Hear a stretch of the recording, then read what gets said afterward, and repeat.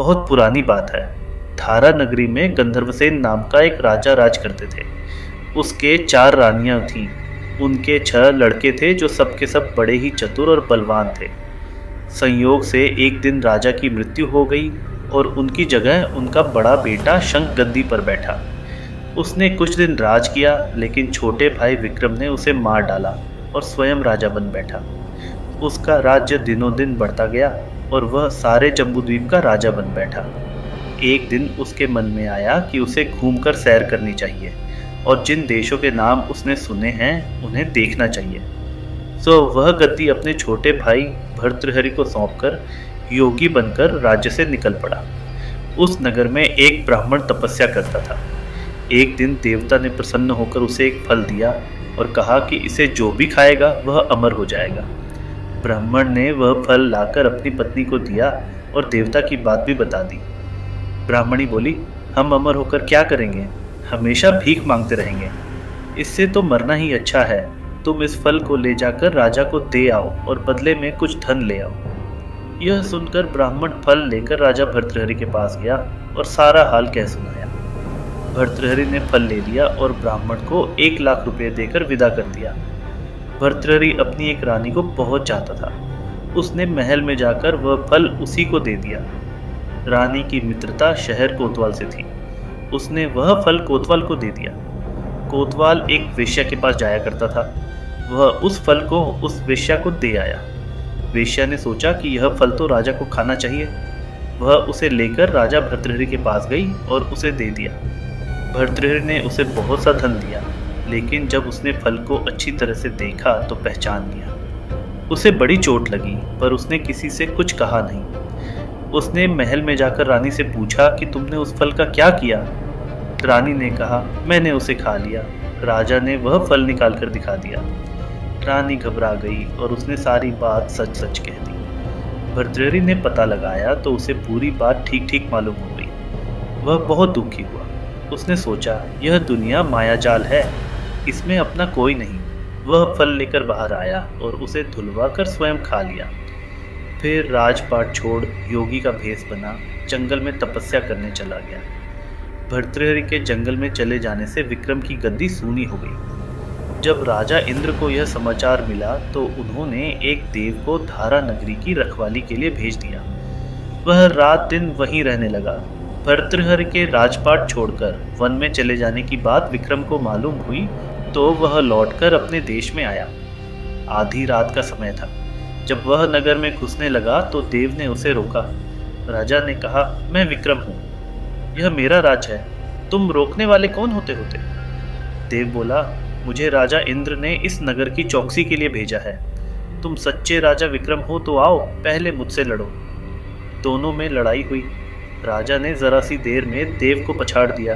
तब देव बोला, हे राजन, तुमने मुझे हरा दिया, मैं तुम्हें जीवन दान देता हूँ। इसके बाद देव ने कहा, राजन, एक नगर और एक नक्षत्र में तुम 3 आदमी पैदा हुए थे। तुमने राजा के घर में जन्म लिया, दूसरे ने तेली के और तीसरे ने कुम्हार के। तुम यहाँ का राज करते हो, तेली पाताल का राज करता था। कुम्हार ने योग साधकर तेली को मारकर शमशान में पिशाच बना सिरस के पेड़ से लटका दिया है।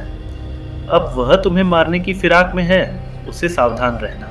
इतना कहकर देव चला गया और राजा महल में आ गया। राजा को वापस आया देख सबको बड़ी खुशी हुई। नगर में आनंद मनाया गया। राजा फिर राज करने लगा।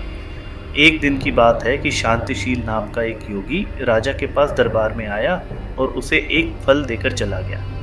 राजा को आशंका हुई कि देव ने जिस आदमी को बताया था कहीं यह वही तो नहीं है। यह सोच उसने फल नहीं खाया, भंडारी को दे दिया। योगी आता और राजा को एक फल दे जाता। संयोग से एक दिन राजा अपना अस्तबल देखने गया था। योगी वहीं पहुंच और फल राजा के हाथ में दे दिया। राजा ने उसे उछाला तो वह हाथ से छूटकर धरती पर गिर पड़ा। उसी समय एक बंदर ने झपट कर उसे उठा लिया और तोड़ डाला। उसमें से एक लाल निकला जिसकी चमक से सबकी आंखें चौंधिया गईं। राजा को बड़ा अचरज हुआ। उसने योगी से पूछा, आप यह लाल मुझे रोज क्यों दे जाते हैं? योगी ने जवाब दिया, महाराज, राजा, गुरु, ज्योतिषी, वैद्य और बेटी, इनके घर कभी खाली हाथ नहीं आना चाहिए। राजा ने भंडारी को बुलाकर पीछे के सब फल मंगवाए। तुड़वाने पर सब में से एक एक लाल निकला। इतने लाल देखकर राजा को बड़ा हर्ष हुआ। उसने जौहरी को बुलवाकर उनका मूल्य पूछा। जौहरी बोला, महाराज, ये लाल इतने कीमती हैं कि इनका मोल करोड़ों रुपयों में भी नहीं आंका जा सकता। एक एक लाल एक एक राज्य के बराबर है। यह सुनकर राजा योगी का हाथ पकड़कर गद्दी पर ले गया। बोला, योगीराज, आप सुनी हुई बुरी बातें सामने नहीं कही जाए। राजा उसे अकेले में ले गया। वहां जाकर योगी ने कहा, महाराज, बात यह है कि गोदावरी नदी के किनारे मसान में मैं एक मंत्र सिद्ध कर रहा हूँ। उसके सिद्ध हो जाने पर मेरा मनोरथ पूरा हो जाएगा। तुम एक रात मेरे पास रहोगे तो मंत्र सिद्ध हो जाएगा। एक दिन रात को हथियार बांधकर तुम अकेले मेरे पास आ जाओ। राजा ने कहा, अच्छी बात है। इसके उपरांत योगी ने समय बनाकर वह दिन आने पर राजा अकेला वहां पहुंचा।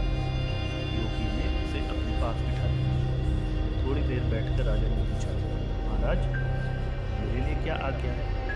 योगी ने कहा, राजन, यहाँ से दक्षिण दिशा में 2 कोस की दूरी पर मसान में एक सीरस के पेड़ पर एक मुर्दा लटका है। उसे मेरे पास ले आओ, तब तक मैं यहाँ पूजा करता हूँ। यह सुनकर राजा वहाँ से चल दिया। बड़ी भयंकर रात थी। चारों ओर अंधेरा फैला था। पानी बरस रहा था। भूत प्रेत शोर मचा रहे थे। सांप आ आकर पैरों में निपटते थे।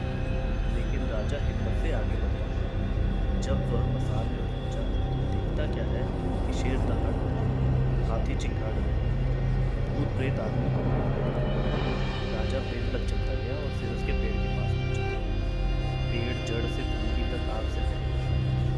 राजा ने सोचा, हो न हो यह वही योगी है जिसकी बात देव ने बताई थी। पेड़ पर रस्सी से बंधा मुर्दा लटक रहा था। राजा पेड़ पर चढ़ गया और तलवार से रस्सी काटी। मुर्दा नीचे गिर पड़ा और दहाड़ मार कर गिरा। राजा ने नीचे आकर पूछा, तू कौन है? राजा का इतना कहना था कि वह मुर्दा खिलकर हंस पड़ा। राजा को बड़ा अचरज हुआ। तभी वह मुर्दा फिर पेड़ पर जा गया। राजा फिर चढ़कर ऊपर गया और रस्सी काट मुर्दे का बगल में दबा नीचे आया।